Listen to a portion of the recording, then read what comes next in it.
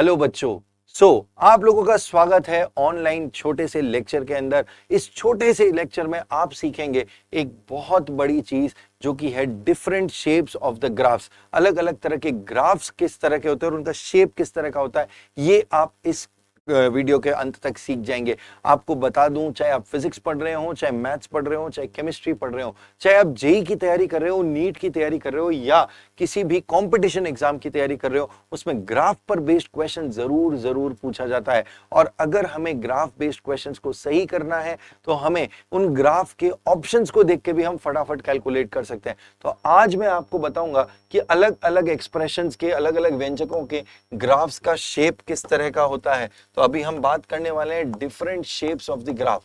Shapes of graph, अलग अलग graphs के शेप किस तरह के होते हैं, हम उसके बारे में आज बात करने वाले हैं। जैसे सबसे पहली चीज इस तरह का आपके पास आ जाए, y बराबर kx, y बराबर kx, यानी कि y जो है वो x के डायरेक्टली प्रोपोर्शनल है।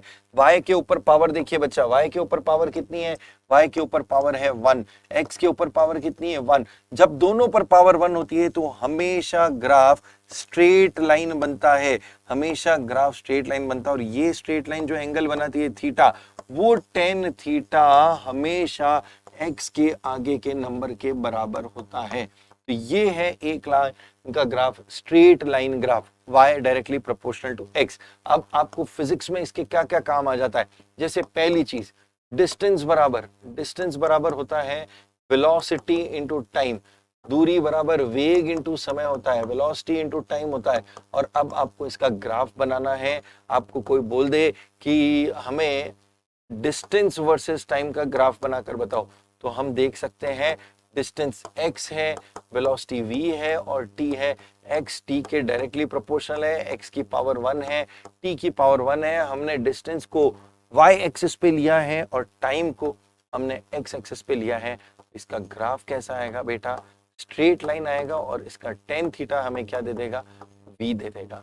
तो this is very simple thing which I have shown you, explain you कि ग्राफ का शेप जब दोनों वेरिएबल्स पर पावर, दोनों चर राशियों पर घात एक हो, पावर 1 हो, तो ग्राफ स्ट्रेट लाइन बनता है, सीधी सरल रेखा बनती है जो कि ओरिजिन से गुजरती है। एक और ग्राफ सीखते हैं हम लोग, एक और ग्राफ सीखेंगे बच्चा, जिसके अंदर बोला गया है कि अब सेकंड ग्राफ क्या है, y बराबर mx प्लस सी, y बराबर mx प्लस सी। कॉन्स्टेंट कुछ ऐड हो रहा है उसके अंदर, कुछ कॉन्स्टेंट ऐड हो रहा है। तो कॉन्स्टेंट ऐड होगा अगर x के अंदर, तो वो ग्राफ ऊपर या नीचे सरक जाएगा, कॉन्स्टेंट की वैल्यू पर डिपेंड करता है। ध्यान देंगे आप। अब इसमें अलग अलग केसेस आ जाते हैं। तो y बराबर mx प्लस सी का ग्राफ, y इधर है, x इधर है और आपको बोला गया है प्लस सी। सी अगर सी पॉजिटिव है तो ये ग्राफ ऐसे आएगा, अगर आपका m पॉजिटिव है और c पॉजिटिव है तो ये ग्राफ ऊपर की तरफ जाएगा। c को y इंटरसेप्ट कहा जाता है, लेकिन ग्राफ स्ट्रेट लाइन आएगा। पिछले क्वेश्चन में c 0 था तो हमने ग्राफ बीच में से निकाल लिया था। अब पॉजिटिव कांस्टेंट है प्लस c है, ग्राफ ऊपर की तरफ सरक जाएगा। अगर ये का ये ग्राफ में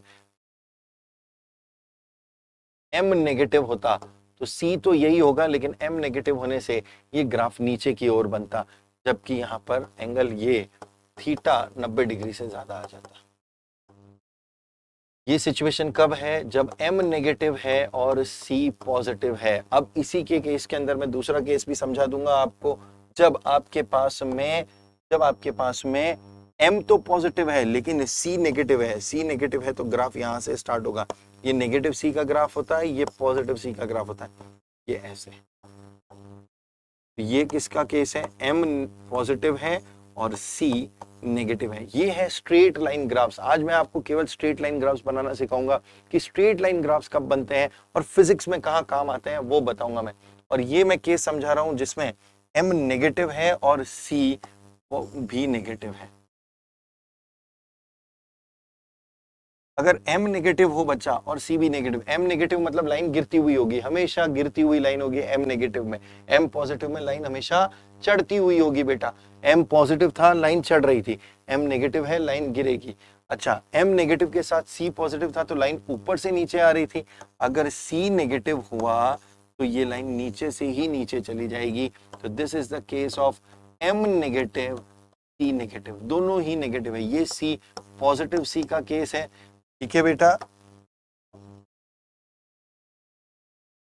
ये पॉजिटिव सी का केस था और ये नेगेटिव सी का केस है। फिजिक्स में ये वाले ग्राफ कब काम आएंगे? ये वाला ग्राफ हमारे काम आता है, बहुत सिंपल सा एग्जांपल बता देता हूं आपको। जैसे आपको दिया गया है v बराबर u प्लस at, न्यूटन की इक्वेशन ऑफ मोशन में काम आता है। v पार्टिकल की वेलोसिटी है जो कि चेंज हो रही है, t जो कि चेंज हो रहा है, एक्सेलरेशन है ये, और u इनिशियल स्पीड है। u क्या है? इनिशियल स्पीड है, और ये तो फिक्स्ड है, कांस्टेंट है। तो v को आपने कहाँ लिया? y एक्सिस पे लिया। t को आपने कहाँ लिया? x एक्सिस पे लिया। और u को कहाँ लिया? कांस्टेंट पे लिया। ये जो t है हमारा वो mx में x का काम करेगा। देखो बेटा, आपको समझा देता हूं मैं। ये v तो हमारा y बन गया, t हमारा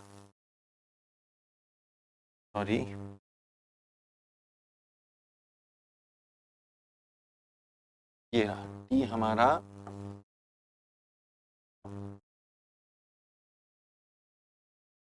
x बन गया, और u हमारे लिए कांस्टेंट का काम करेगा।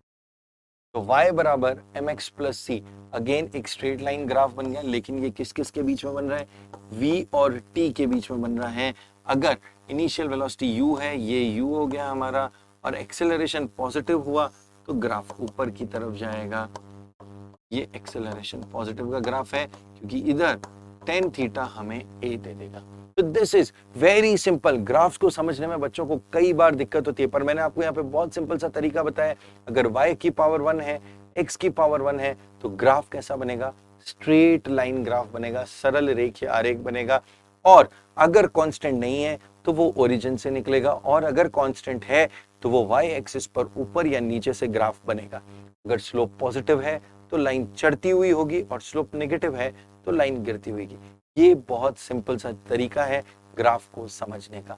अगले लेक्चर में फिर आऊंगा मैं एक नए ग्राफ्स के साथ।